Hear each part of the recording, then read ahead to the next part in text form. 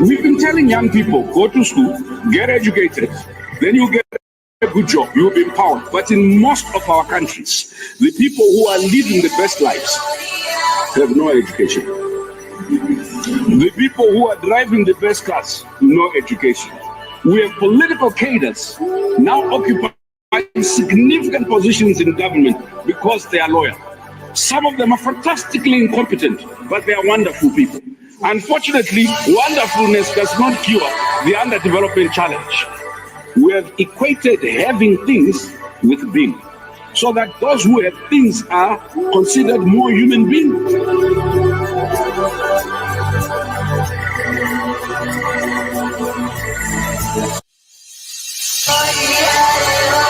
There's a new force of nature at hand, stirring all over the world. They are the young people whom, frankly, we have failed, who are angry, who are organized, who are capable of making a difference. They are a moral army. And the most important thing that we can do for them is to get the hell out of their way.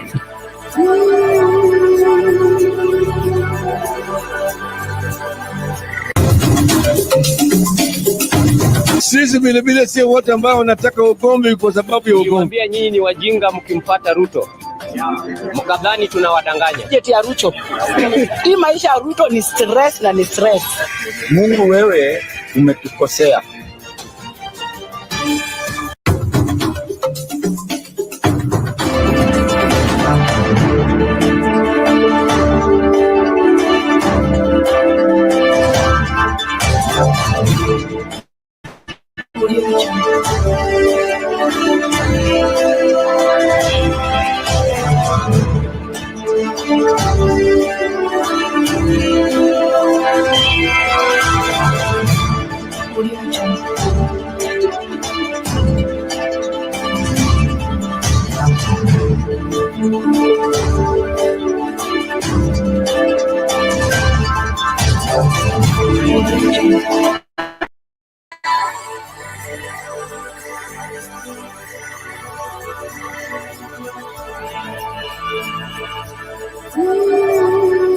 We've been telling young people, go to school, get educated, then you get a good job, you'll be empowered. But in most of our countries, the people who are living the best lives have no education.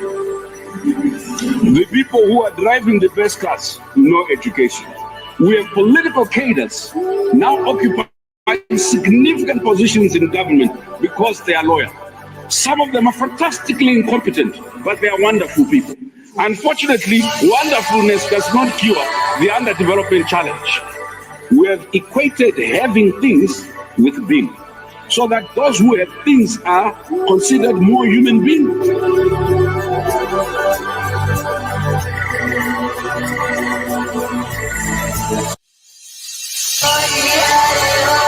There's a new force of nature at hand, stirring all over the world. They are the young people whom, frankly, we have failed, who are angry, who are organized, who are capable of making a difference. They are a moral army. And the most important thing that we can do for them is to get the hell out of their way.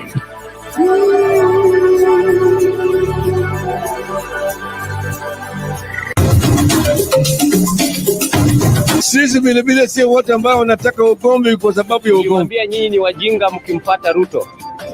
Mkadhani tunawadanganya. Jeti ya Ruto. Hii maisha ya Ruto ni stress na ni stress. Mungu, wewe umetukosea.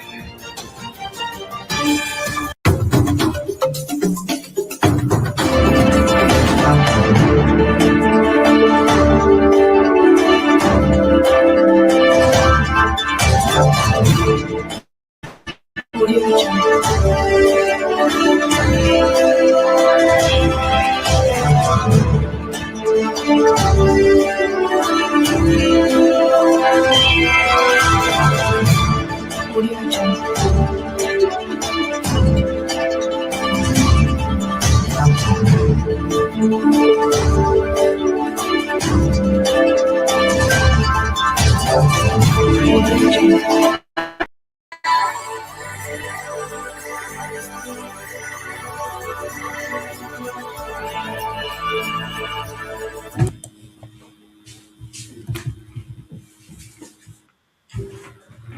Good day, ladies and gentlemen. Thank you so much for making time to join us. This is Sound Candy Talk, Open Forum Political Discussion Show, the show that gives you an opportunity to air what you feel and think about the latest development on our political front. Well, a lot is happening so fast. William Ruto is exuding confidence that having won all the by-elections is a clear sign that UDA has a good footing and therefore they can be guaranteed of a win in 2027. I don't know if you share those sentiments. I invite your input as you participate in the poll question. Is William Ruto's confidence reliable, and are Kenyans ready to re-elect William Ruto again in office, having been exposed to what they have been exposed to these 4 years he's been in office? Your response is important. Please be a participant, not a spectator, into this particular important show. Well, as we'll be looking into that, there is also the reaction of the ODM parliamentary leadership in kicking out those perceived to be rebels who don't toe the line in terms of the support for William Ruto by, snatching them the leadership of the parliamentary committees. Is this how democracy is? Is this how things should be done? Would want also to hear what is your take on the same. Then, of course, the phenomena Sifuna effect in the politics. Is this grass fire? Is this moto wa magazeti?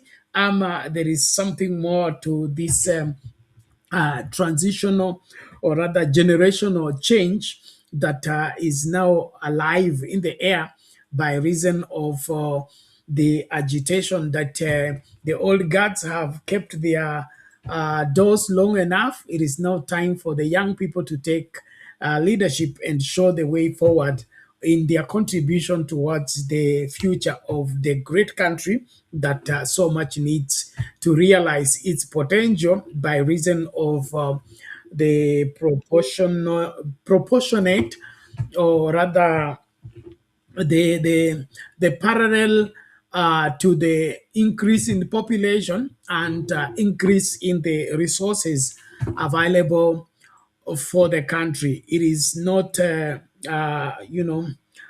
a good picture to be having over 60 years of independence, and we are still suffering the same things that we suffered at independence. What the country was not able to give to the 10 million Kenyans that were there post independence, and now we are almost 60 million, and we are still crippling around. It doesn't show a good picture, and of course, it shows the incompetence of the successive administrations that we have had that have never placed this country as a priority, but they are staying in power and they are amassing of wealth for personal comfort at the expense of the progress and the advancement of our country. And this, in essence, is the whole bedrock of our struggle. I run into people arguing, especially on social media, and you can see clearly that they don't understand the scope of the struggle. They push and they pull in this great country. It has never been an individual issue. It has always been an issue of those who want to put the country first and those who want to use the country for their personal gain. And this struggle has seen many lives lost, has seen many destinies, raptured, all of it in the pretext that there are some so-called special people in this country who are untouchable and they can do whatever they wish to do, and of course to preserve themselves even when it means selling the country.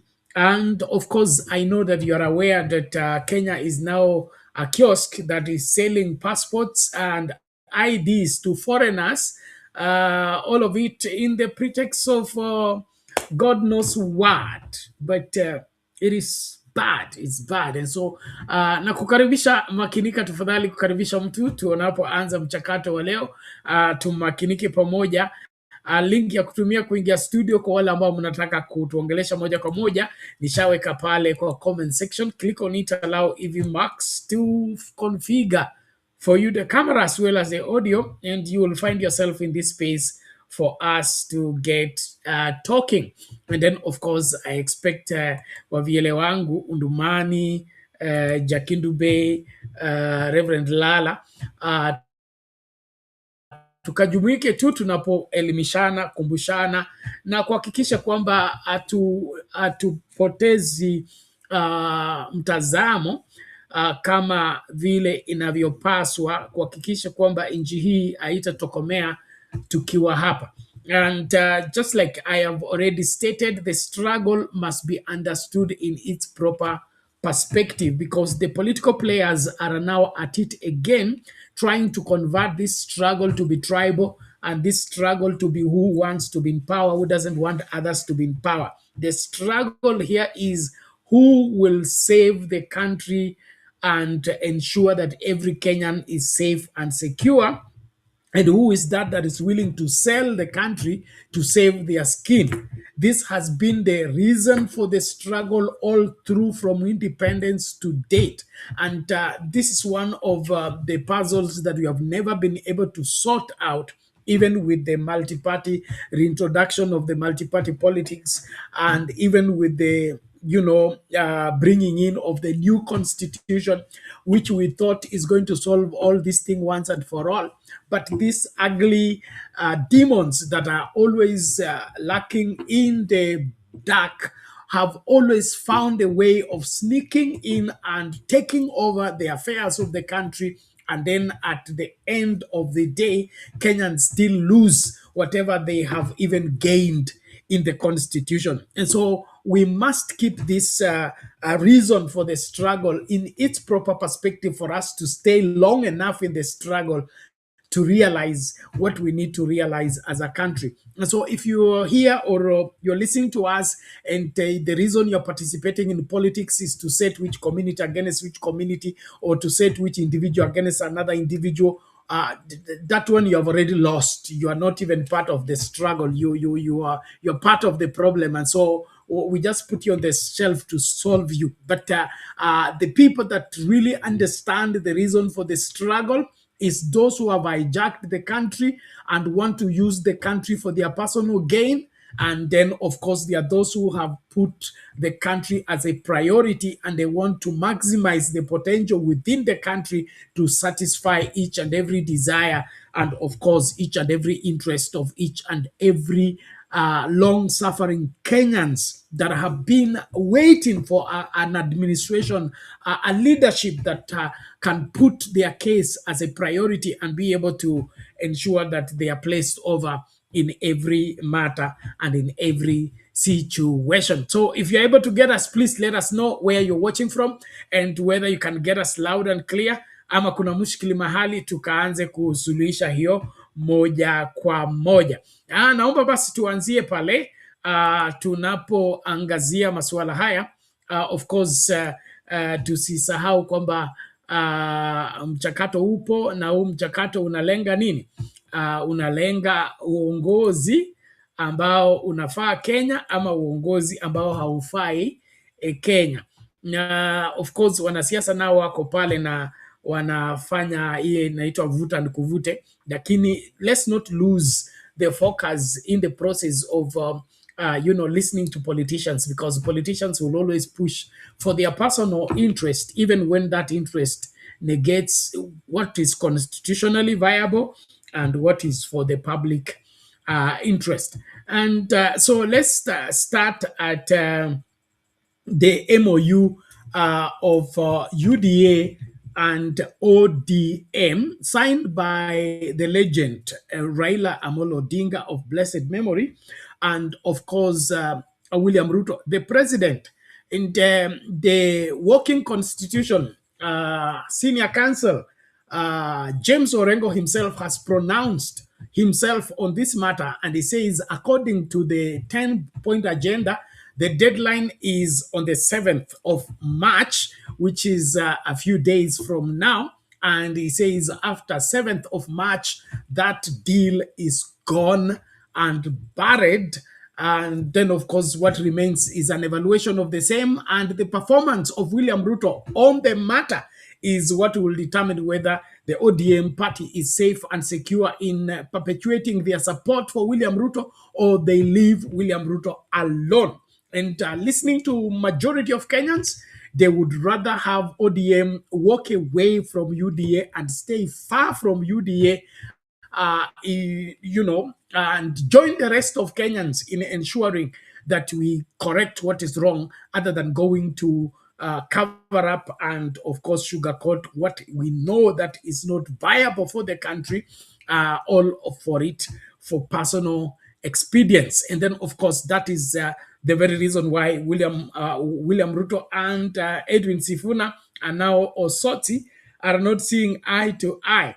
And it appears that the plan had been drawn all along, even before the demise of Raila Odinga. And all of it was everybody should support William Ruto. And those who don't support William Ruto should be seen as enemies and should be kicked out of everything that is pro-William Ruto. And that, to me, is an indicator that William Ruto is a self-proclaimed dictator that wants to have this country under his ambit and, make everybody to dance to his music. And that is not what the 2010 constitution spells. And that is not how a Kenya president is supposed to behave.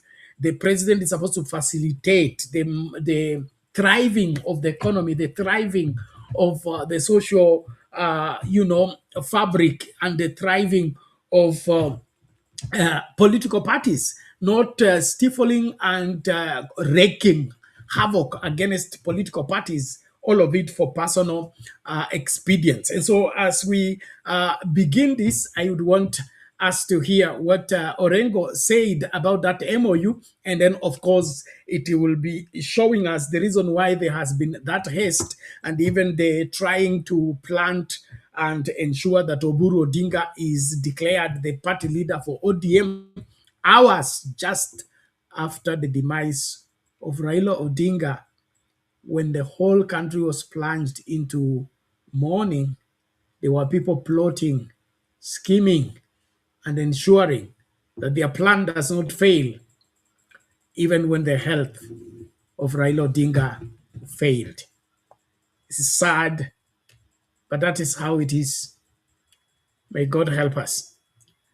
Well, let's listen to this first as we start, and please karibisha mtu tumakinike pamoja. Mtazamaji, tuangazie haya ya siasa, ambapo gavana wa Siaya James Orengo ametangaza kuwa makubaliano ya ushirikiano kati ya chama cha ODM na UDA yatamalizika rasmi tarehe 7 mwezi Machi mwaka huu. Akizungumza na viongozi wa ODM wa mrengo wa Linda Mwananchi katika eneo la Ongata Rongai, Kajiado Kaskazini, Orengo amesema kuwa siku hiyo itakuwa ni ya mwisho wa makubaliano yalianzishwa kati ya hayati Raila Odinga na Rais William Ruto. Aidha, alifafanua kuwa wenye viti wa ODM kutoka kaunti mbalimbali watakutana jijini Nairobi mnamo Machi tarehe 8 ili kutathmini utekelezaji wa makubaliano hayo na hata kujadili mwelekeo wa chama hicho. Kila wakati Raila akitaka kufanya jambo lolote, alikuwa anaita machairman wote all over the country. Anakaa nao, wanakubaliana, ndio anakaa kutopa zake. Huyu ambaye yuko saizi hafanyi lolote, hata ajue kutana na machairman wote. If ODM is in government, there should be a coalition agreement. For Kenya is in government because we have a coalition agreement. We don't have a coalition agreement with UDA or with President Ruto. Mtazamaji, tuangazie haya ya siasa, ambapo gavana wa Siaya James Orengo. Okay, there you have it, James Orengo, and a clear dissenting voice is there from ODM county chairman there, issuing out a complaint about the current ODM leadership and drawing a contrast that when Raila Odinga was the party leader and was alive, there were no major decisions taken without consultations, especially with whatever ODM chairman countrywide. And he says contrary or rather different from Raila Odinga. Oburu Oginga is making serious decisions without their knowledge, without their involvement. Could this be the reason why there is unrest in ODM? And this unrest seems not to be going. There is leading and there is being led to lead. And then, of course, there is that having a conviction of being a builder. Those are three different aspects. We have those who enjoy the position, there are those who take the responsibility of that particular position. And then, of course, there are those who understand that having that position means building up the party, building up the nation. And so, having a position is not an end in itself, it's a means to an end. But looking at that Oburu faction of ODM, you can see clearly that these are people who have arrived. They are at home and they are celebrating. They are in government. There is nowhere else to go. They have reached the peak. And it is crazy how you see them at rest when the struggle is on. Kenyans are suffering. Kenyans are dying of drought, dying of famine, and things are not working the way they ought to work. But see the dance, see the celebration, see the easiness and the comfort in their faces. You will see as if Kenyans can go to hell if they wish to. We have reached where we wanted to go, and nobody should disturb our eating and our enjoying our our stake in power. And that to me is a clear picture that this marriage between UDA and ODM is dangerous for this country, and it should not be encouraged at all. And therefore, it has served its purpose. Let it come to an end by 7th of March. And let's see how we can forge a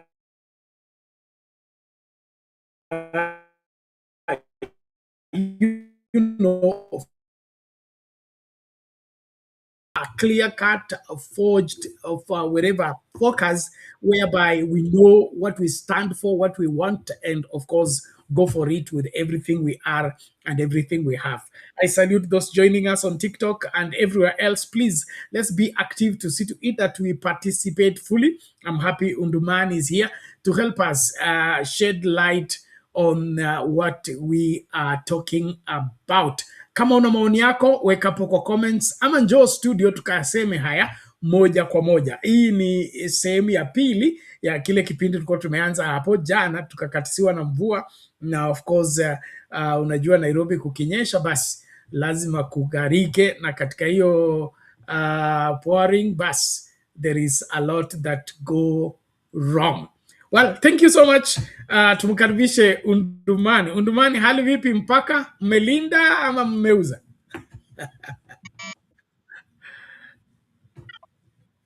Unanipata Bernard?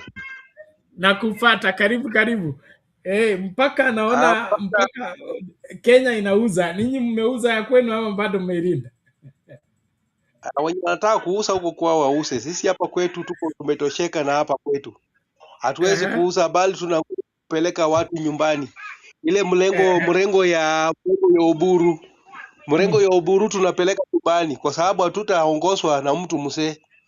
Hii watu wanasumbua Oburu. Oburu aenda leo watukuu, wale wajukuu. Kwa sababu mtu mwenye yako na wajukuu na vitukuu atakusaidia nini Bernard?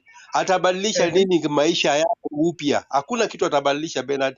Hawa wanasumbua Oburu atakufia juu ya gari. Afadhali Raila alikufia India, lakini Oburu atakufia juu ya gari. So mimi nasema namna hii Bernard,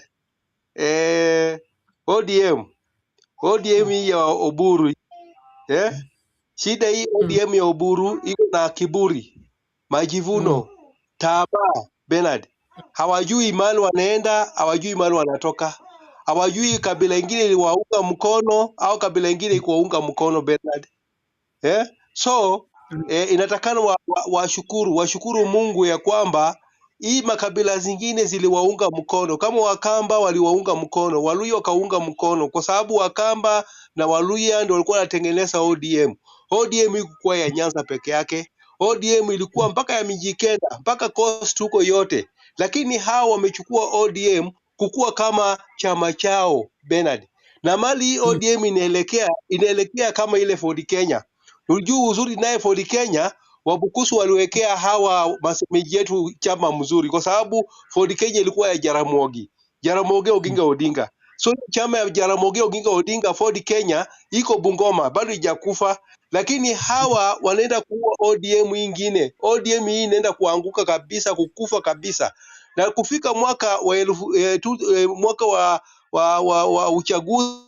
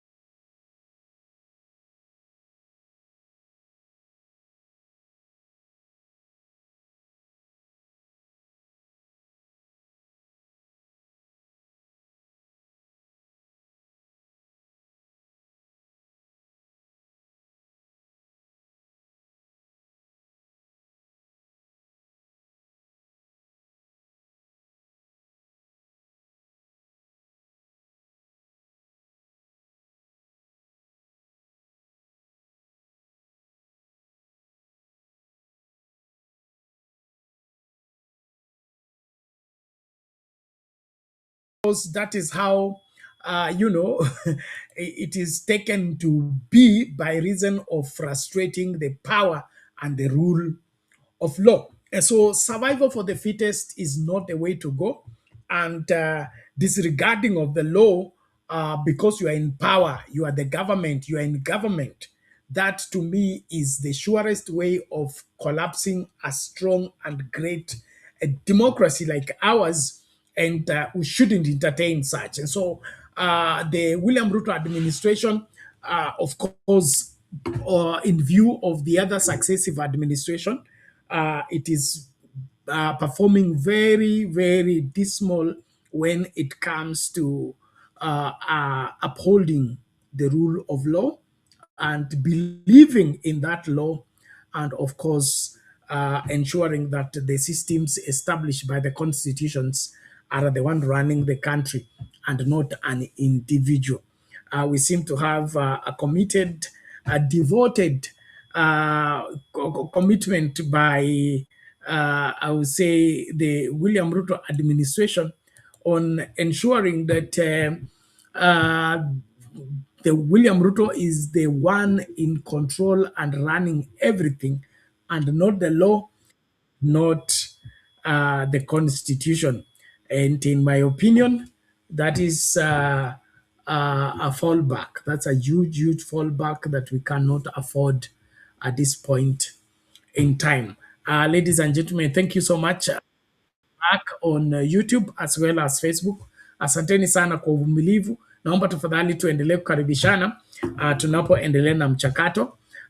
Tunaomba kwamba labda Undumani atapata nafasi ya kurejea tena akakamilisha yale alikuwa anayosema, lakini hayo yote inaonekana wazi kwamba kuna vile ambavyo nchi hii inaongozwa visivyo, na katika huo kuongoza nchi visivyo inaleta maafa na kuchanganyikiwa kwingi ambako kunasababisha wengi wa Kenya kukosa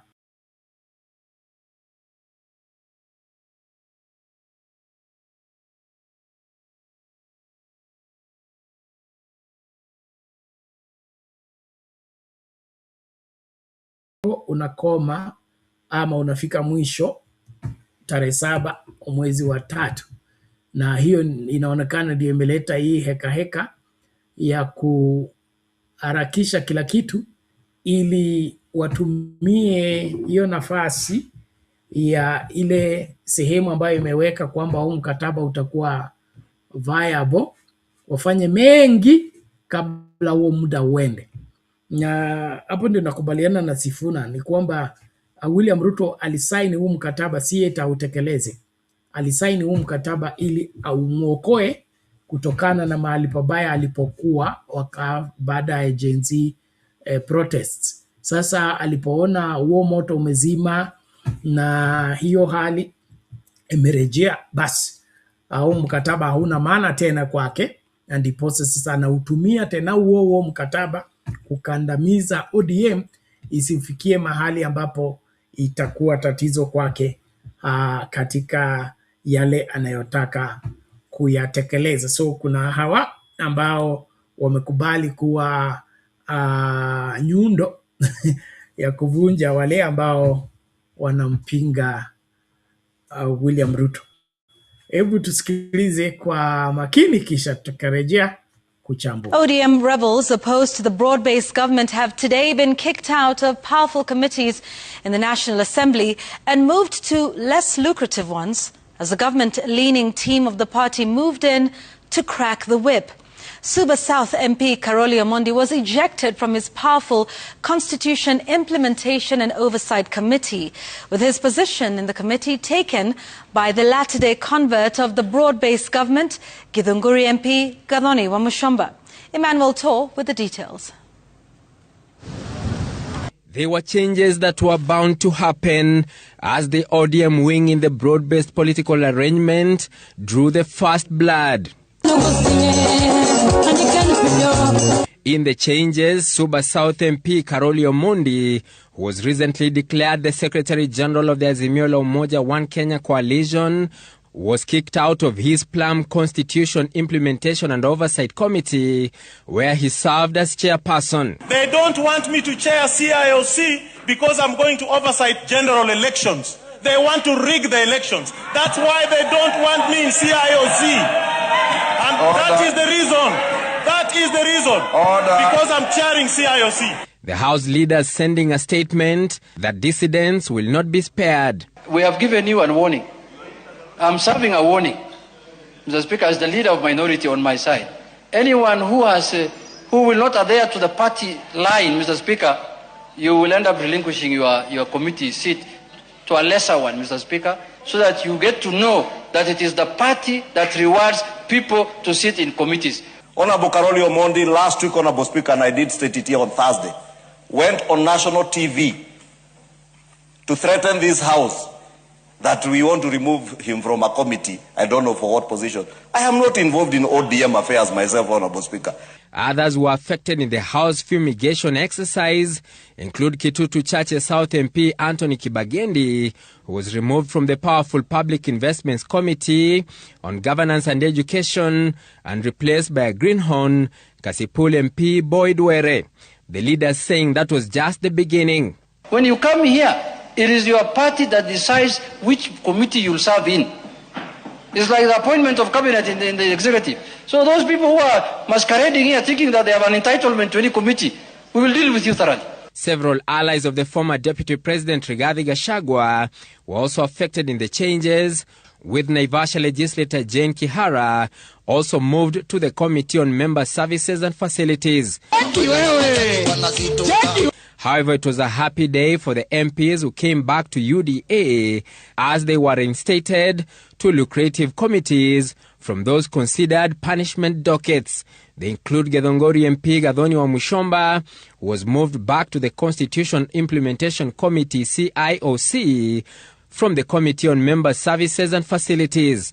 Marakwet MP Timothy Kipchumba was also elevated to the Justice Legal Affairs Committee from the Member Service and Facilities Committee. Juja MP George Koimburi, who recently ditched the former Deputy President Rigathi Gachagua, was also handed two equally powerful dockets. More changes are expected at the Senate. Emmanuel Toh, Citizen TV, Nairobi. ODM rebels opposed. That is how the manifestation of leadership is appearing in parliament by reason of proximity to power. There is something spoken there by Junaid that people serve in various committees in parliament based on the discretion of the political party.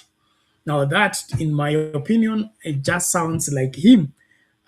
He wants things done at the discretion of a political party and not according to the rule of law.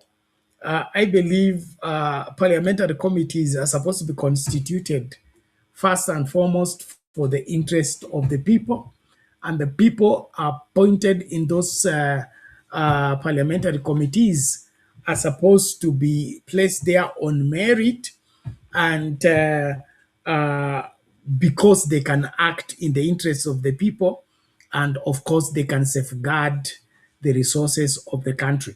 And so somebody claiming that people serve in the various parliamentary committees based on the preference of the political party, and if they are not doing what the political party wants, they should be kicked out.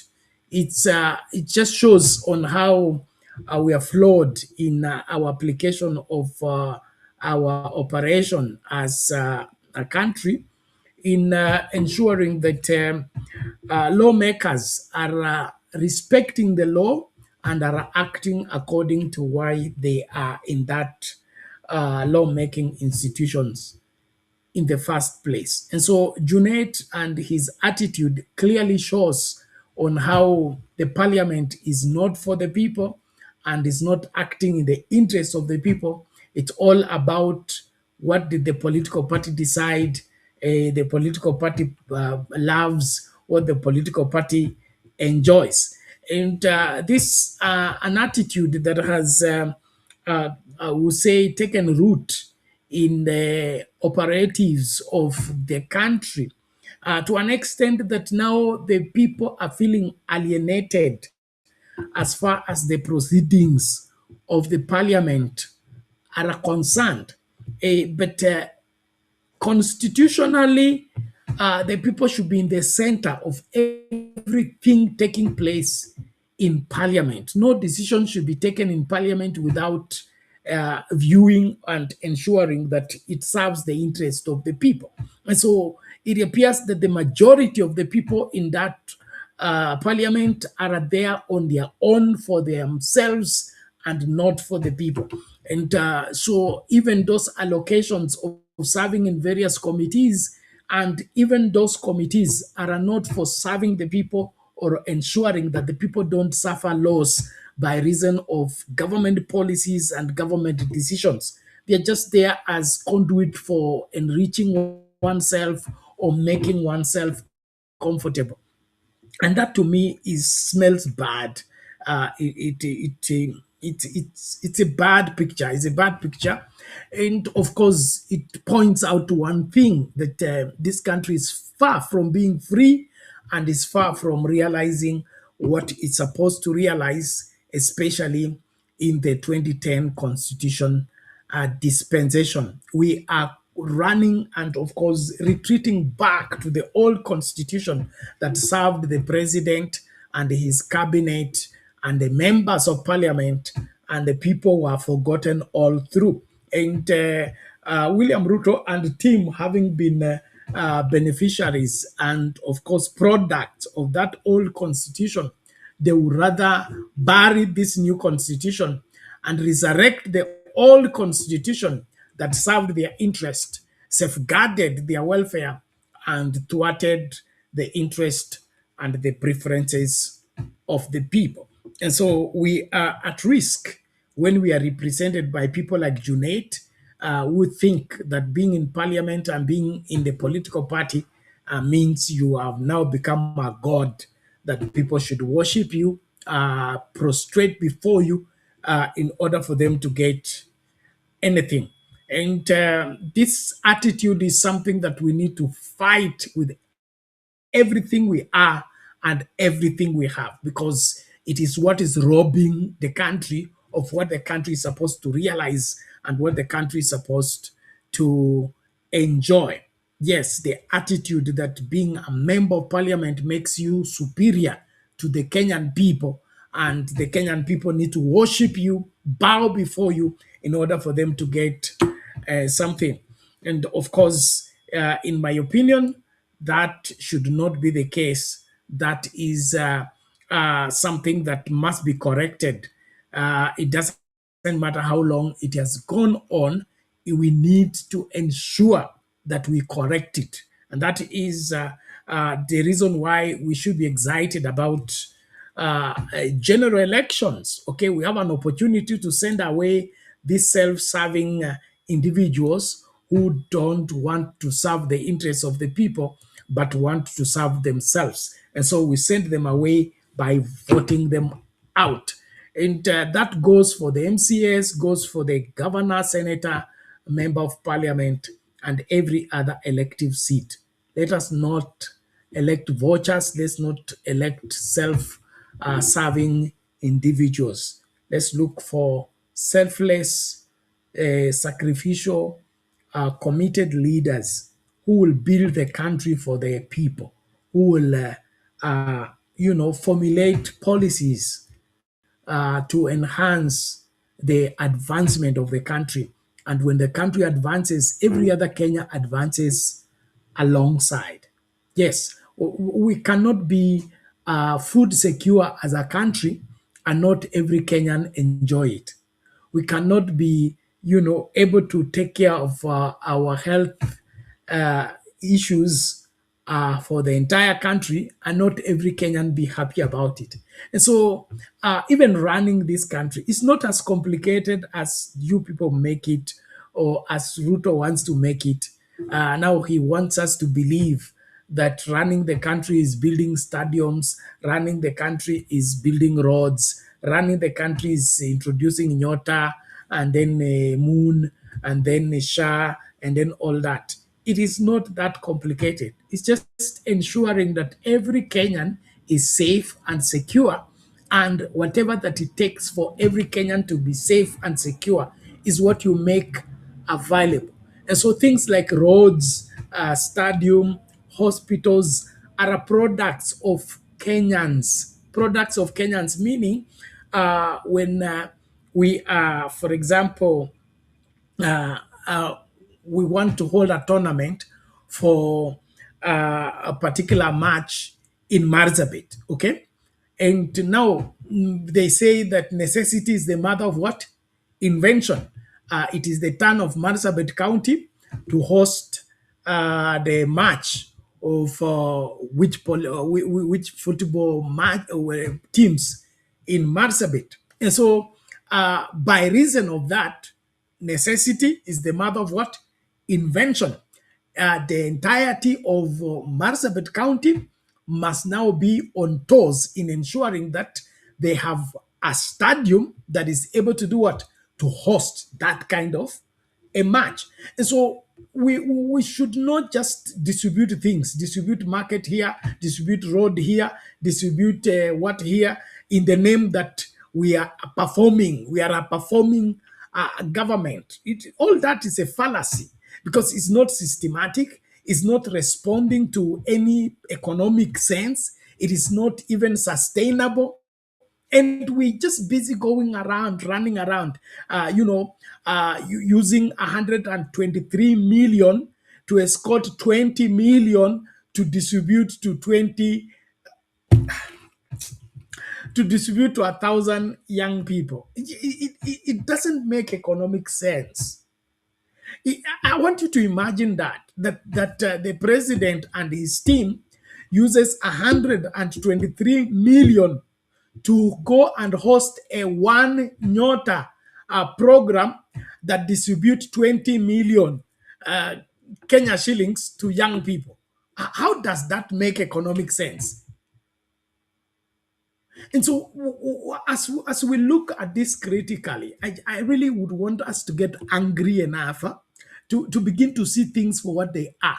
The hypocrisy, especially of this administration, needs to be confronted.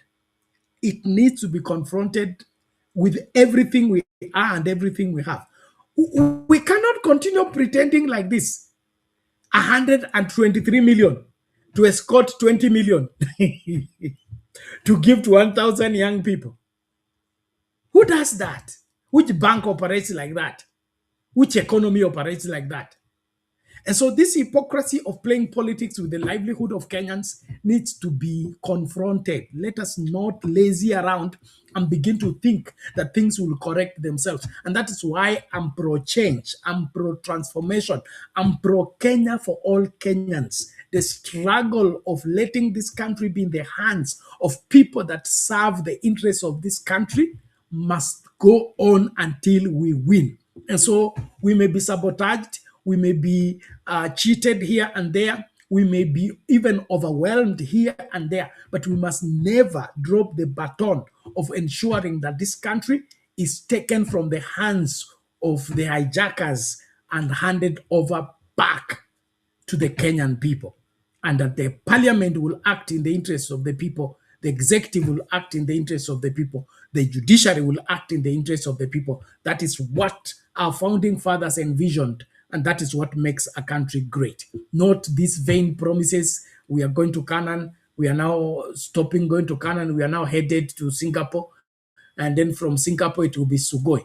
That ought not to be the case. And so I really invite everybody to weigh on what I am saying. If you think I'm just, anti-William Ruto, I am not anti-William Ruto. I'm anti-bad policies that are not helping the country, but looting and, of course, impoverishing the majority of Kenyans by reason of denying them an opportunity. You can't use 123 million to go and distribute 20 million. I mean, does it make sense? To you, does it make sense? And so, as one you are to a two term, I really want you to use that, uh, use that head that God gave to you. One of my bishops says the reason why God gave you a brain is so that you can give him rest. Please, let's think seriously about this and not trivialize serious matters like this. And so the kicking out of members of parliament from key parliamentary committees by reason of them not supporting the re-election of William Ruto is misplaced, is misjudged, and is unnecessary.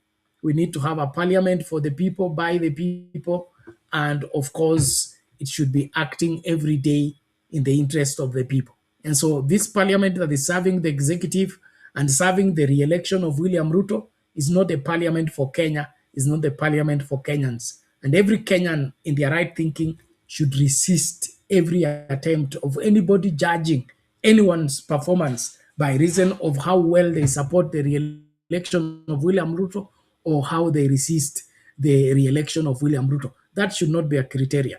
We need to look at the country, look at the situation in the country, look at the education sector in the country, look at the healthcare sector in the country, look at the famine. We have had famine after famine, famine after famine. Every year, declare famine a national disaster, declare famine a national disaster, declare drought a national disaster, declare flood a national disaster. We can't be a country that operates like that.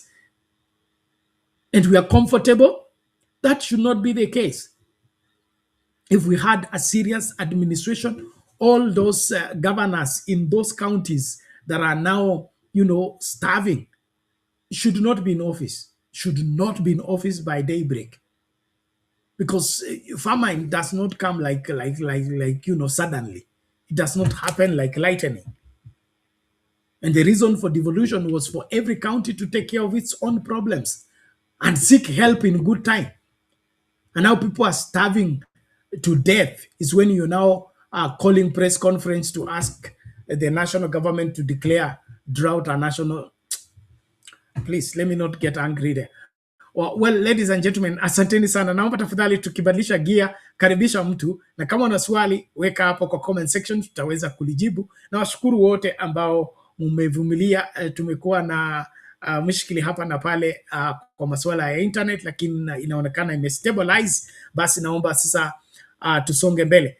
Kuna hii nia ama dhana ambayo kasumba haswa inapandwa kila siku katika mawazo ya Wakenya kwamba lazima ukue kwa serikali ndio upate hiki, lazima ukue kwa serikali ndio upate maendeleo, lazima ukue kwa serikali ndio upate hiki na kile.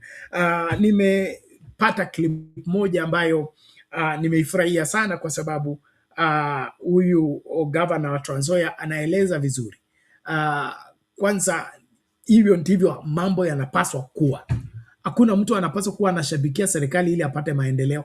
Kwanza hiyo ndio mojawapo ya njia za corruption. Kama tuna fight corruption, lazima tusimame mahali ambapo tunapaswa kusimama, na mahali ambapo tunapaswa kusimama ni kwamba katiba halalisha na kuhakikishia kila Mkenya kupata maendeleo kulingana na katiba, sio kulingana na urais, kulingana nani ndio rais, kulingana ni chama gani kiko kwa urais. So ili suala la kuturejesha katika ile katiba kongwe ambayo tulizika katika kusema kwamba lazima uende kuinamia rais ndio upate maendeleo, uende kujiunga na serikali ndio upate maendeleo, hiyo ndio injili inahubiriwa saa hii, na hiyo haipo kikatiba, haipo, haifai, na mtu yeyote hapaswi kurudia hayo. So kama umeenda shule vizuri tu ukasoma, alafu unaendelea kudanganya Wakenya kusema kwamba ni lazima ujiunge na serikali ndio upate maendeleo, unapaswa tu kuhakikisha kwamba kuna serikali,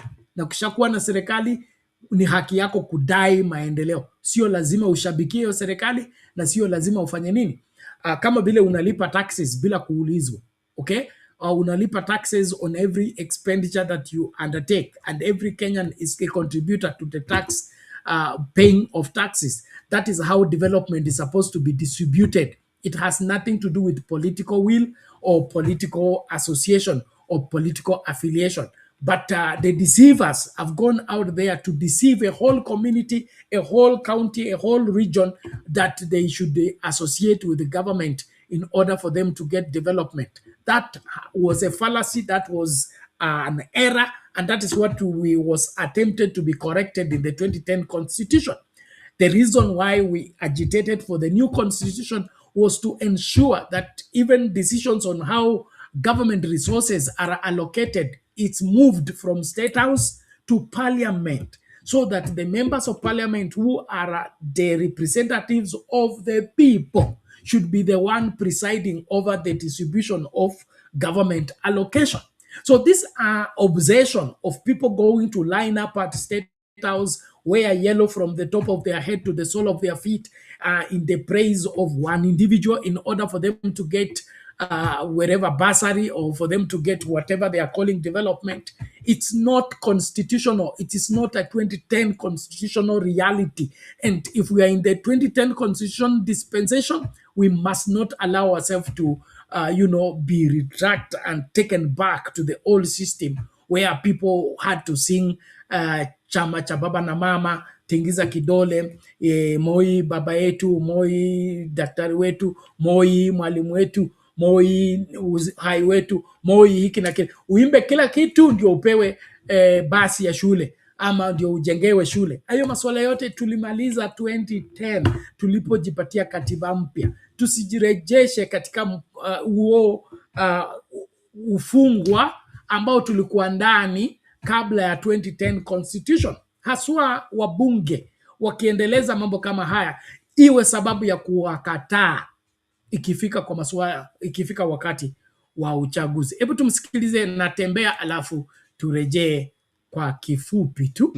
Hatuna uhakika. Inasemekana kwamba serikali kwa sababu inaona nguvu yako imeanza kukuua pole pole uingie Kenya Kwanza. Umetumiwa mishale mitamu. Lakini kwa nini niende kwa serikali kama najua tuko na nafasi ya kuunda serikali? Okay. Mbono karibisho kwa nyumba ya mwingine kama unaweza kujenga nyumba yako. Na hii mambo ya kusema kwamba lazima kila mtu aingie kwa serikali, mimi sielewi ilitoka wapi. And by the way, ile kusema wanakuwa approached iko lakini unajua ukikataa mtu anakuwa anakasirika. Kwa sababu gani unakasirika? Na Kenya sema multi democracy. Kama nataka kuchat my own way, so let me be. Wewe jenga yako na wala ambao wanakubaliana na wewe, wacha wengine pia wajenge nyingine. Tukutane kwenye derby, to compete. Mwenye anashinda amsalimia mwenye ameshindwa and life goes on. If it is not a matter of life and death. Kama sasa kuna obsession ya kila mtu kuingia kwa serikali. Kuna wale hata ambao wanataka kujikaribisha kwenda kwa serikali bila kufanya bila kuitwa. So I ask myself, why? What for? Maana mimi nilikuwa tu kwa Azimio. Hata kama Raila alienda lakini alisema hakuenda kama Azimio, alienda kama ODM. Sisi bado tuko kwenye upinzani, tunataka kwenye upinzani. And me I want to be quoted here. Ile siku mtaona kwamba Natembea ametoka kwa upinzani akaenda kwa serikali, that day mjue jamani candidate wa kwenda Mathare. Kabisa kwenda kuangaliwa na kutibiwa. Mginiona nimecross over kwa record it. It is recorded. And played back to me when that happens. Kwamba Natembea alikuwa kwa Inoro na ukasema hivi. Maana mimi sikuingia kwa public, kwa politics kwenda kurukaruka huko na kule kama mtu ambaye hajielewi. Tuko na focus. So the current government iko na policies ambayo ina implement which I don't agree with. We don't agree completely. Ndio nasema we need to change everything. Ukiitwa kwa serikali what are you going to change? Kama sasa Raila bila ameingia kwa serikali hajaenda kuimplement policies za ODM huko, ameenda kuimplement policies za Kenya Kwanza. For me there's no project Kenya Kwanza ambayo anaweza kwenda kuimplement. So why should I cross over niende kwa serikali? Mimi ndabaki kule kwa upinzani na shida zangu wanifinyie huko, but crossing over kwenda kwa serikali is a red line that I will not cross. Hizo zingine mbili hatuna uhakika. Inasemekana kwamba serikali kwa sababu inaona nguvu yako imeanza kukuua pole. Okay, there you have it. Trans Nzoia governor there saying it as it is, and I share his sentiments 100%. There is no need for anyone to try and be seduced or offer himself to be a government wherever a point person in order for them to get development. It is not a constitutional right. It's not a constitutional requirement, and any person doing that is the architect of corruption and, of course, perversion of the clear law in order to create confusion. And of course, there he confesses that he's been approached to join the government and, of course, promised those goodies. And he has given a commitment there that the day you see him joining government, take him to Madare for mental checkup. Now I know that politicians will give those sweeping statements for the sake of the microphone and the crowds. But I think as Kenyans, we should also be able to hold the politicians to account when such things begin to happen. But there is a very serious problem with the obsession of joining government. Obsession of joining government.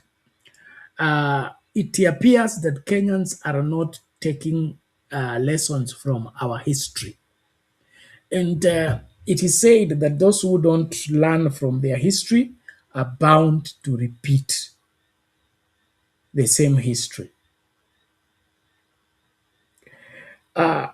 One of the things that has made the struggle in the country to be very much prolonged is this crossing over attitude. Remember, at independence, we were a multi-party constitutional country. We were multi-party. And it took I think 3 to 4 years for the people in the opposition to cross over and join what? KANU. And when everybody had crossed over, I remember there was an interview where Martin Shkuku said he was the last person to cross because everybody had crossed and he was the only one left. And so now that they were seeking to change the constitution and now demand that Kenya becomes a one-party democracy, he says, I am the last person to cross, but I warn you of the consequences of what will happen when everybody has crossed over and we have become a one-party state. Now, the Jomo Kenyatta administration and the original KANU, the KANU of independence, had same moves like what Ruto is doing. It's the same thing, okay? Where the leader is so insecure that he doesn't want anybody to think otherwise. He doesn't want any other political party. He wants to have a political party where he's in control of everything. He can determine who is a member of parliament for where. If he doesn't like the person, he replaces the person and things like that. So this manipulative of one-man show has been with us since independence. And Jomo Kenyatta and his team were not secure enough to let other political parties thrive. And so they invested heavily in ensuring that they wind up all other political parties and then end up with one political party, which was KANU. And look, the trouble we have been in by reason of the one-party state. Look at what we have suffered all through. And then we are in 2026. People are still wanting to buy into the same mistake that we did at the independence of winding up political parties and ending up in one political party where we are back in the chama cha baba na mama, na kama wewe si wa baba ni wa mama, kama wewe si wa mama ni wa baba, basi unatupwa nje.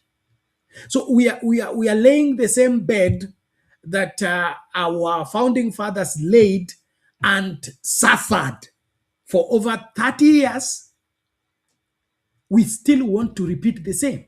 That's what I find very, very disturbing, that we see ourselves entering into the same prison we fought to get out. We want to get in there without us thinking. And so I really would want to get us to have this understanding that every decision we make has its own consequences. And some of these consequences are very dire. We can't afford to ignore them. And so you see this dance we are dancing, okay? Especially that Oburu-led ODM, okay? They say wako kwa serikali.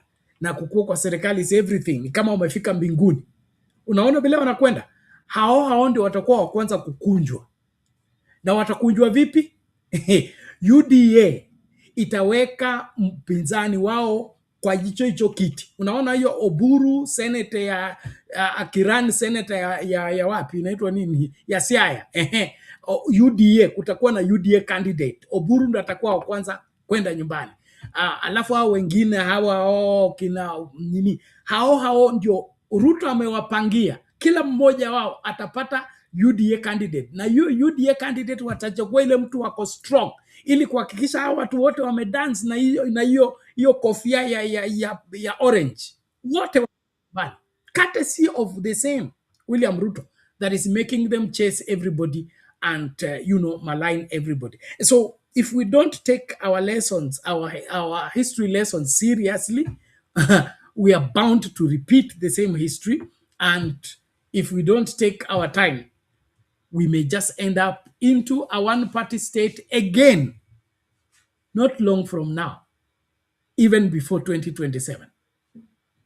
And so it is time for Kenyans to begin to open themselves up and begin to think seriously. Tuache mchezo tunacheza. William Ruto was against this new constitution. He campaigned against this new constitution. He doesn't believe in this new constitution. You say, oh, he lost and now he believed. He doesn't. Another proof that they did not believe in the new constitution. They were the first people to be in power under the new constitution. What happened? They put stumbling block to the implementation of the constitution. Until today, we have not been able to implement this constitution completely. Because of what? Putting stumbling block along the way. We can't expect otherwise. And so, left alone, William Ruto will replace this constitution with the old constitution in the next 2 years if you don't take your time as Kenyans. Well, I don't want to be the prophet of doom. I just want to warn you by reason of what I see and, of course, the carelessness that we have become, especially the watchdogs who are supposed to be ODM, who are now so blind that they can't see what is obvious. They can't see obvious that their enemy is Ruto, the person afflicting them is Ruto, and the person bound to finish them is Ruto. They still want to... I don't understand. It is clear that this person is finishing you. There's a movie we watched where... I don't want to get into the story. But if somebody tells you to shoot your child, okay, because he has promised you land, anataka mtoto wako wa kwanza umpige risasi ili akupatie shamba. Okay, ukishapewa shamba itakuwa nani? So unaona? So kama William Ruto anasema mkitaka niingie kwa mkataba na nyinyi, mfukuze Sifuna. Fukuza Osoti. Fukuza hao wengine ili niingie kwa mkataba. Wewe uone huyu mtu anakupangia.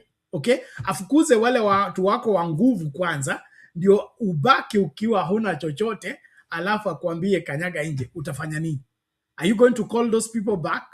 And so it's clear if they only thought a little bit beyond their nose, they will see clearly that the enemy of ODM is William Ruto, and the person out to finish ODM is William Ruto, and it's not Sifuna, it's not Babu, it's not Win Odinga, and the enemy is not the other officials of ODM.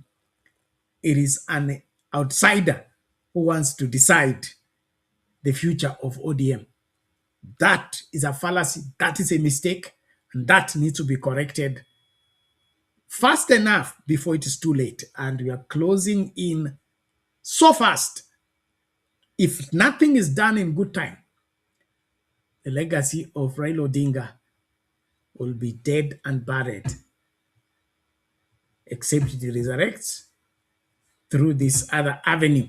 Well, we'll be talking about that avenue later. So I support what Natembea is saying. No Kenyan is given maendeleo by reason of singing William Ruto, dancing William Ruto, or supporting UDA government. Our development agenda and our development realization, it's constitutional. It is locked up in the constitution, and nobody should threaten you that if you don't go to State House, if you don't sing Ruto, and if you don't support UDA, you don't get development. He's lying to you. He just wants to take your vote and enslave you in the process. And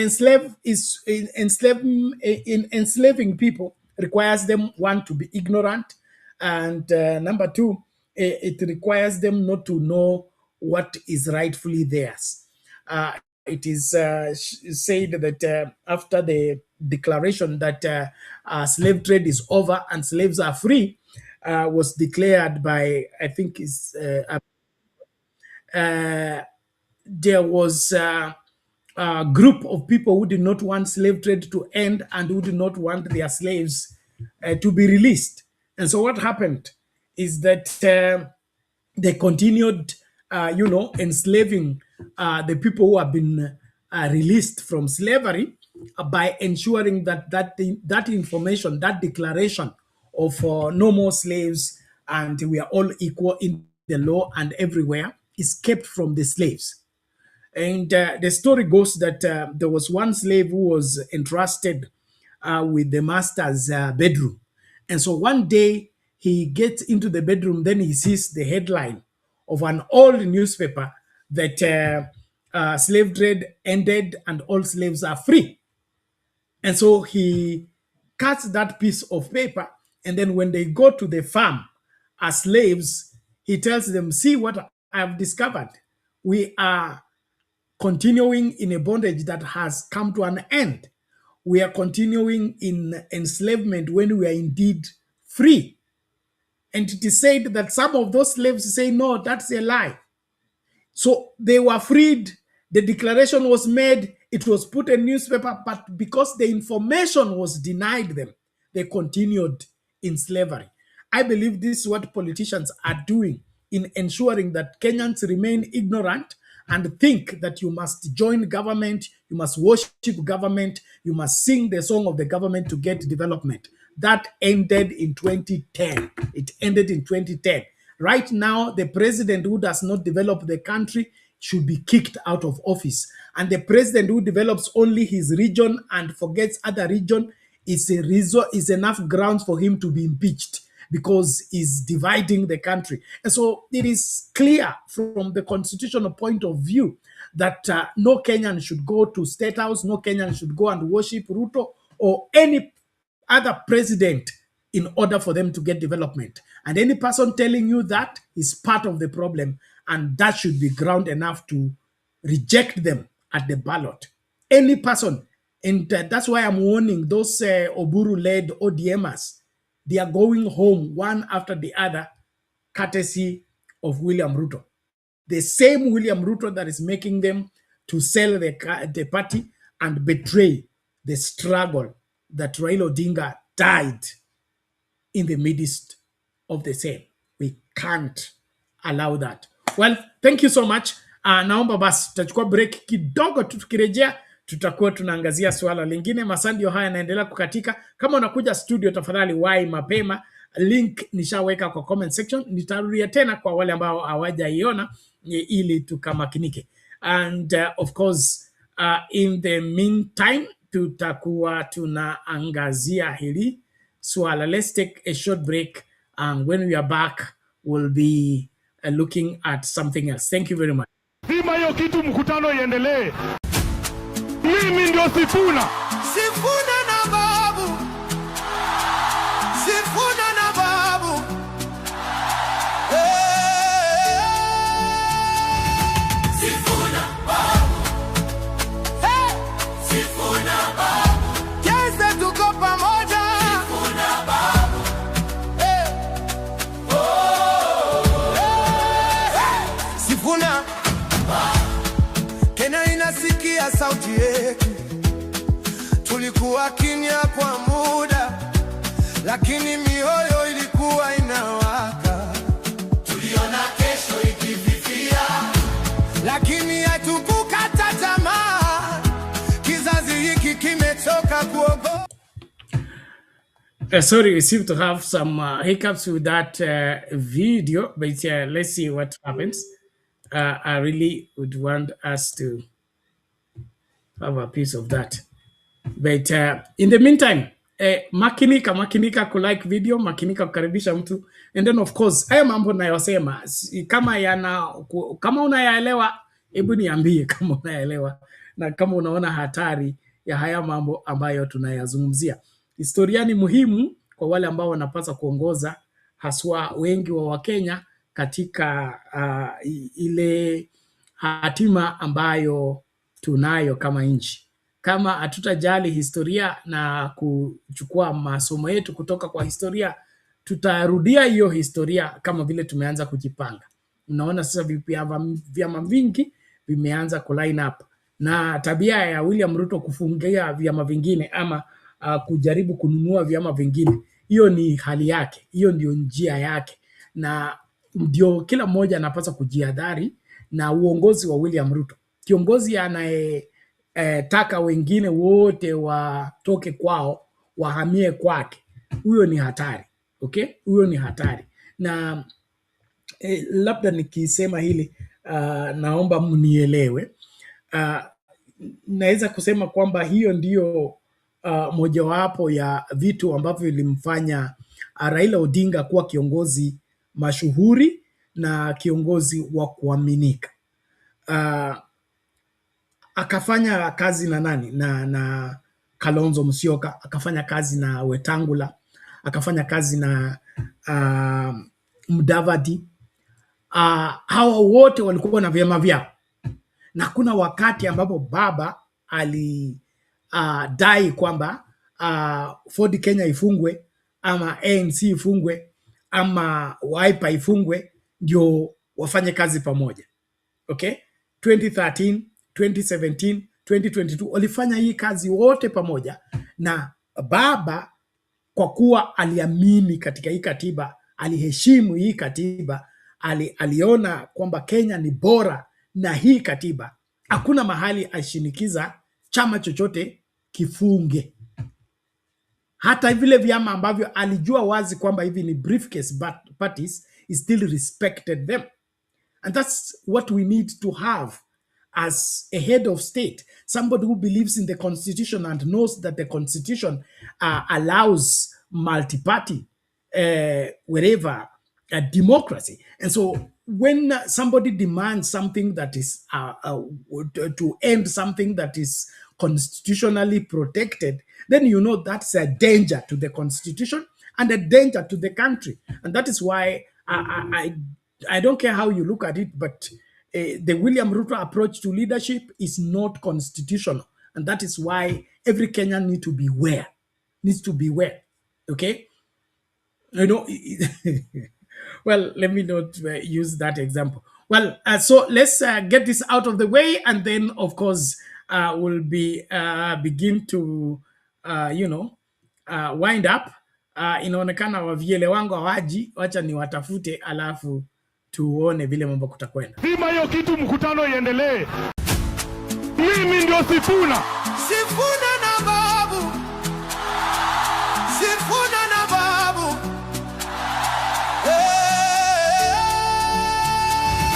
Sifuna babu. Sifuna babu.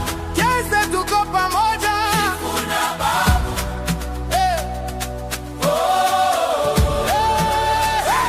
Sifuna Kenya inasikia sauti yetu. Tulikuwa kimya kwa muda, lakini mioyo ilikuwa inawaka. Tuliona kesho ikififia, lakini hatukukata tamaa. Kizazi hiki kimechoka kuogopa, kimechoka kuambiwa ngojea. Leo tunasimama pamoja kwa sauti moja, kwa roho moja. Sifuna na babu. Hii ni sauti ya vijana.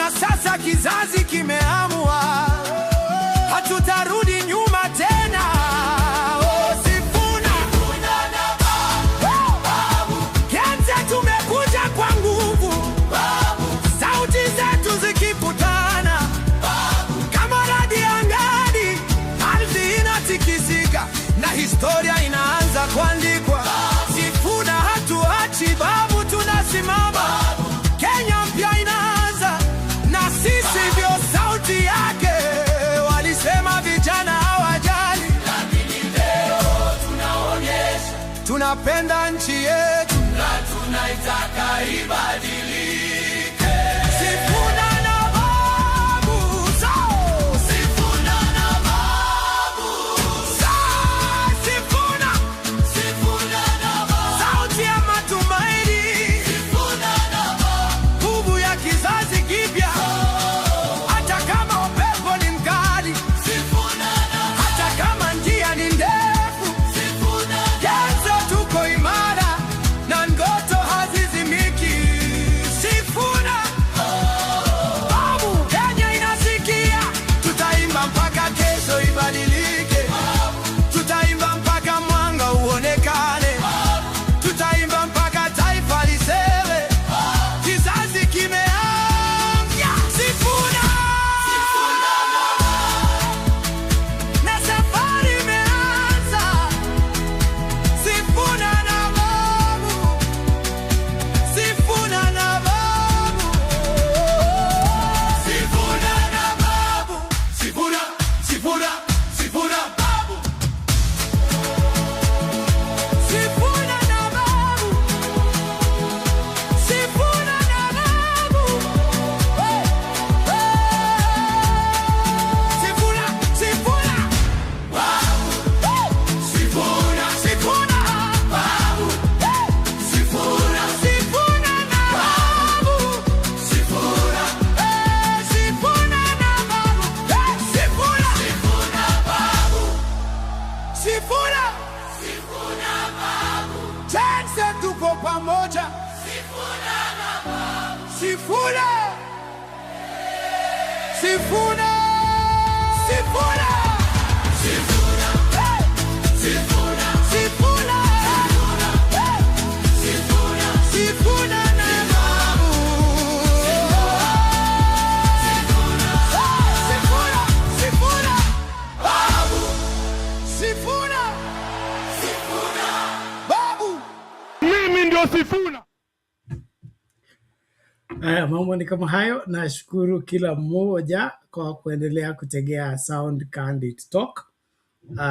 Na omba tafadhali tumakinike na wote tukabatizwe katika ufahamu wa kuelewa kwamba nchi hii ni bora tu wakati kila Mkenya anahudumiwa ipasavyo. Na kama kuna serikali ambayo tutahitaji, ni ile serikali ambayo ni ya Wakenya, kwa ajili ya Wakenya na kwa manufaa ya Wakenya. Serikali ya kikabila isipate nafasi. Serikali ya eneo moja la nchi isipate nafasi. Serikali ya kubagua wengine isipate nafasi. Tunahitaji serikali ya Wakenya wote, kwa ajili ya Wakenya wote na kwa manufaa ya Wakenya wote. Na hiyo ndio sababu ya hata hawa vijana wamesema hapana, hatuwezi kuendelea vile ambavyo tumekuwa tukifanya. Mabadiliko ni lazima. I hope unaelewa hiyo na wewe pia una join the struggle in ensuring that we can no longer continue with a government that wants to divide us, a government that sidelines us, and a government that spends more in pretending to help us by denying us what is rightfully ours. As it is 5 minutes after 1 a.m. East African time, and of course, if we don't get our guys to contribute further, we'll begin to wrap up. But before that, this interesting development from Homa Bay. Let's just hear it out and then break it down. Ni kufahamishe kwamba naibu gavana wa kaunti ya Homa Bay Joseph Oyugi Magwanga amejiuzulu. Kumbuka naibu huyo gavana Homa Bay ndiye naibu gavana wa gavana Gladys Wanga. Kujiuzulu kwake kumekuja wakati kumekuwa na mijadala kuhusu kutokuelewana kati yake na gavana wa Homa Bay Gladys Wanga. I leave office with my conscience clear and my commitment to the people of Homa Bay County, unwavering, my resolve to advocate for integrity, proper management of public resources, and the fulfillment of the aspirations of our county remains stronger than ever. Signed by Joseph Oyugi Magwanga. Ni kufahamishe kwamba naibu gavana wa kaunti. Okay, hali ndivyo ilivyo uko Homa Bay. Naibu wa gavana wa Homa Bay anajiuzulu hapo. Anasema anafanya hivyo kwa nia njema na kwa kuchagua kufanya hivyo. Lakini tunaelewa wote kwamba hiyo kujiuzulu inatokana na kutoelewana kati yake na Governor Gladys Wanga, na hii ilidhihirika wazi wakati kulikuwa na ile by election ya Kasipul Kabondo, ambako ODM ilikuwa na kumbuka kwamba Gladys Wanga ndio chairman wa ODM, na ODM ilikuwa na mgombea ambaye alishinda hicho kiti, lakini huyu Magwaga akachagua kusupport opponent wa ODM Kasipul, na hiyo ikaonekana wazi kwamba hata kama hawa Wanga na Magwaga wanaonekana pamoja, wanapiga picha pamoja kana kwamba wako kwa ofisi moja,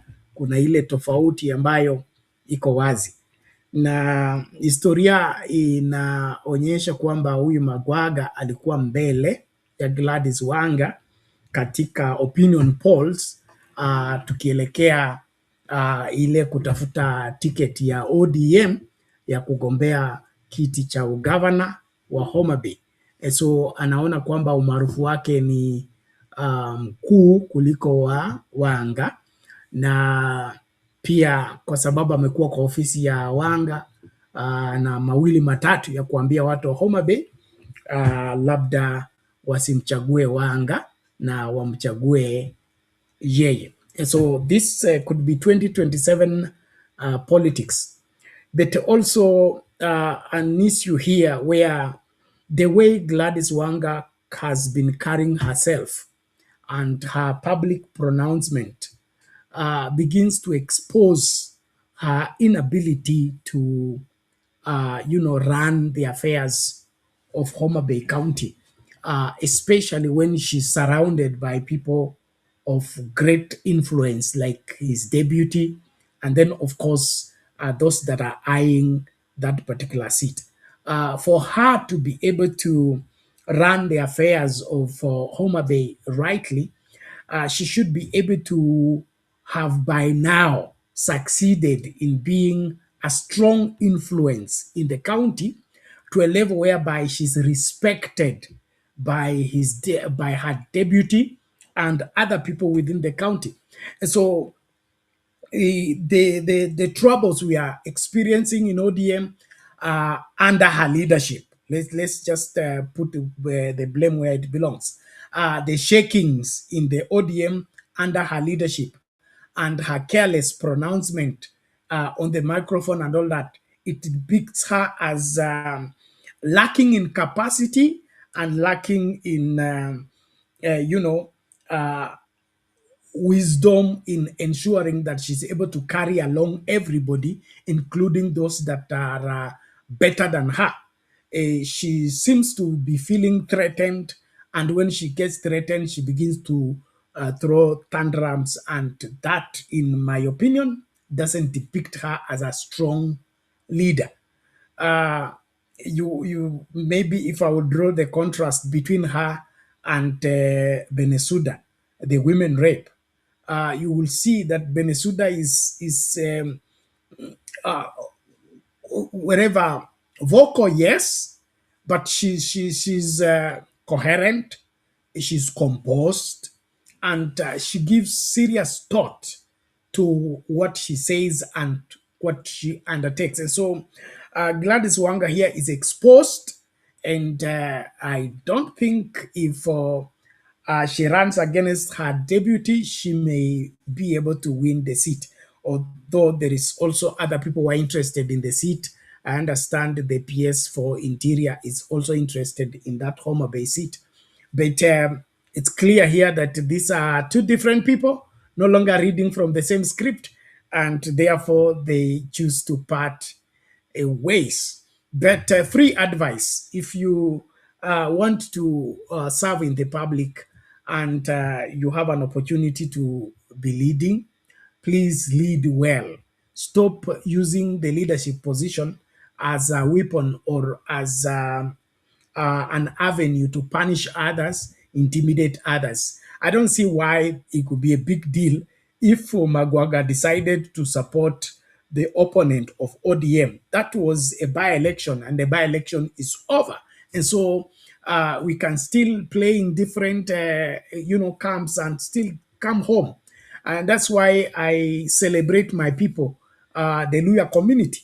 The Luya community is the most independent community in this country. I believe we are the most democratic community in this country, whereby, like in my own home, my father was my father was in Kadu, and my mother was in Kanu. And every time, okay, they will go and vote. And of course, they vote opposite each other, but still come home and we live together. And so this aspect of trying to control people to a level whereby you want to manipulate and threaten them because they didn't vote for your candidate or they didn't dance your music, it's not leadership. And I would that this scenario in Homa Bay serves as a lesson. If you're a governor, govern. Stop all this participating into petty politics of trying to revenge on trying to get back. Maybe I should also bring in the example of look at the way, by the way, who is the deputy of Anyang'nyong? Okay, I don't think I know the deputy of Anyang'nyong in Kisumu, but look at the transformation in Kisumu. And Anyang'nyong is not blowing any trumpet, is not, kicking against anybody, but things are happening. Or on the other hand, another better governor we have had is Oparanya. During the 10 years of Oparanya, he had a deputy. Who was the deputy?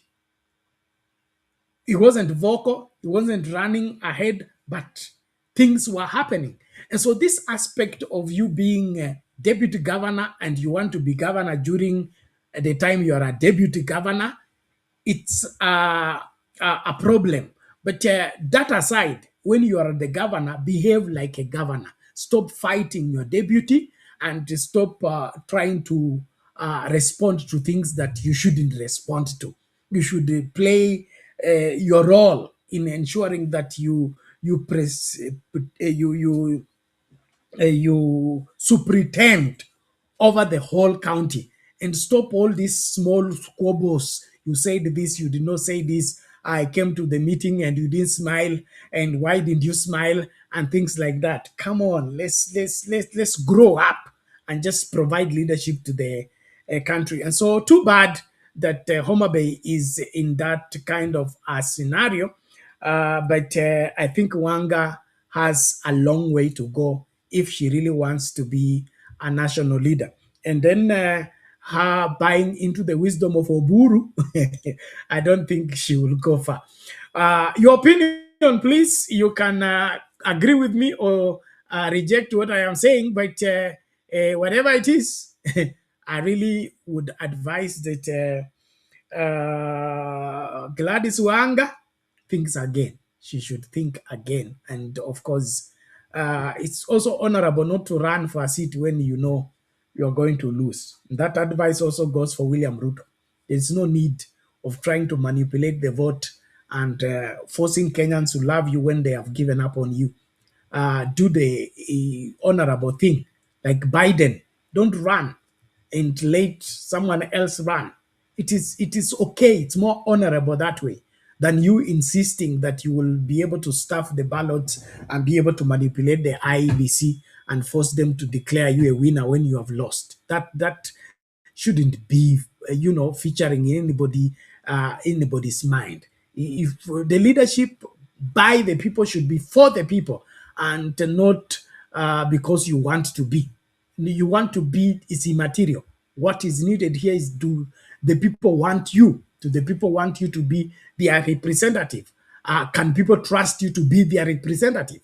It's not that I'm the president. I got into the presidency. I have to be your president. There is nothing like that. And so I would that some of these guys get their leadership class properly and understand that public service requires you to have the public's interest at heart, and then, of course, ensure that you serve as an example. And one way of being a good example in leadership is letting people be.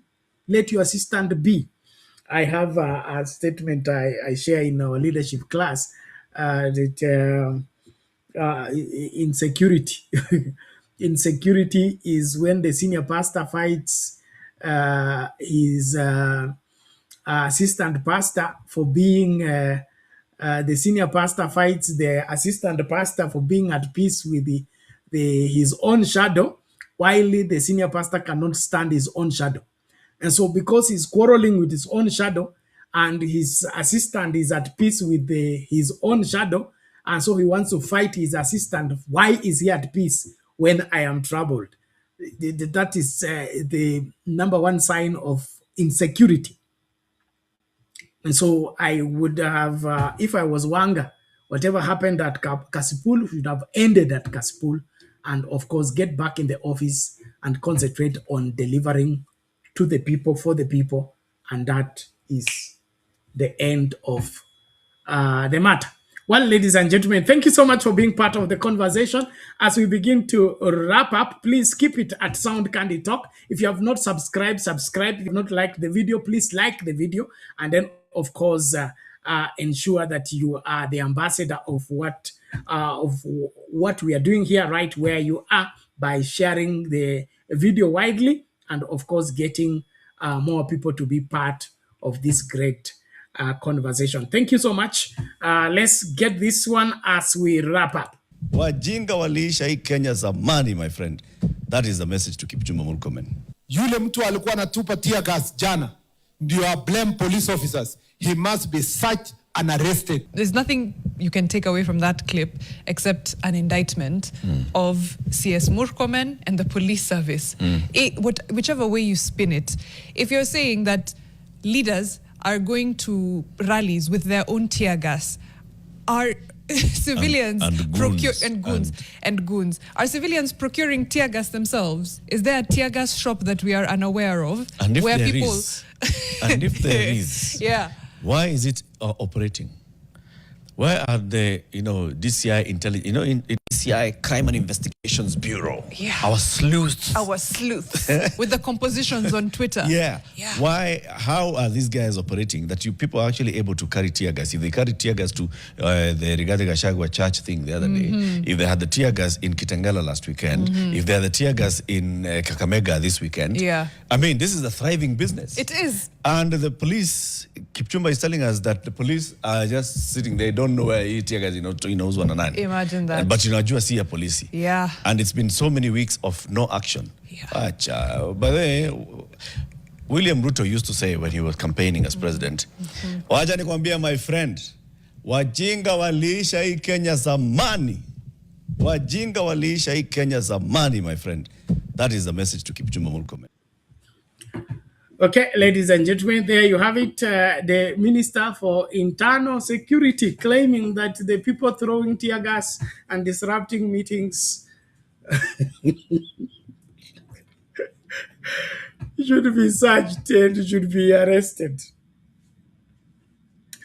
From the word go, even when it was suggested that Murkomen becomes the Minister for Interior, I believe I was on this show and said that's the greatest mistake any administration can participate in. And unfortunately, those fears are being confirmed with every passing day when we have Murkomen behaving and confirming everything we feared about his incompetence and, of course, his inability to be able to chart and run the affairs of a sensitive docket like that of internal security. Look at what is now happening with the Nyayo House and the passports and the IDs. All of those fall under his docket beside the Ministry of Foreign Affairs. But the scandal is huge. The scandal is huge. The IDs being sold to foreigners and a Kenyan passport being given to foreigners. And look at the way he's reasoning, that he's going to look for Kenyans who are throwing tear gas in public rallies and arrest them. Very sad, very sad. And I don't think even a head boy speaks like that in school. Primary school head boys, I mean, is able to rally students and teachers in a better way. If something has gone wrong, begin by admitting something has gone wrong. And of course, in your admission, be able to own up what has gone wrong and find a lasting solution. But coming to fool Kenyans and pretending that there is some shop somewhere that is selling tear gas and Kenyans are tear gassing themselves to implicate the government. Why should we implicate the government in the first place? Which government? I mean, I don't see why William Ruto and his administration think that they are so much a powerful government that is a threat that Kenyans should now go to an extent of implicating the kind of ills that this government is committing against Kenyans. Kenyans don't need to implicate it on anything. I mean, even before we implicate it, it will have given us evidence on how bad it is by the way they behave, the policies they bring up, the way they treat Kenyans. This is one easy government to find fault with. You can't even fabricate. Hakuna hata propaganda una create kinyume na serikali ya Ruto. It creates propaganda for you. It gives you all the evidence. And so, hii maswala ya kujaribu kujifanya kana kwamba ati serikali inachukiwa, ati tunajaribu kufanya kwamba Ruto aonekane mbaya. Ubaya wa Ruto asiyojua ni nani? Uovu wa hii serikali asiyejua ni nani? So hii maswala yote ya kujaribu kutudanganya hapa na kutuhadaa kwamba hii serikali ni safi, hii serikali imefanya vizuri na kuna ubaya na hiyo mambo, that's why you are struggling to keep that image up, because there is too much that is standing against you. So let's not exaggerate things. Let's not exaggerate things. And of course, a sense of responsibility. Being a minister for interior, you are a custodian of the livelihood and the welfare of the Kenyan people. You can't be reasoning like this, come a chief or cattle deep, and then you want us to feel secure that you are in charge of our security. No, that is not it. So Murkomen na genge lake warudi wajifunze tena. Yes, warudi wajifunze tena. Na kuongoza serikali na kusimamia usalama ni jukumu kubwa. Ni jukumu kubwa. Kwangu mimi linamzidi Murkomen. Murkomen hana uwezo wa kusimamia hiyo idara na akubali mtu mwingine apatikane wa kusimamia hiyo idara. Hii maovu yote, wacha tu sasa tumeanza scandals. Kuna scandal ya passport, ya ID na zingine zinafuata. By the time Kenyans rise up to demand answers to these questions, Murkomen will run by himself. And so we should not, allow such madness to be given, even airtime. And that also goes for us media personalities. Also, there are things that we should not even air.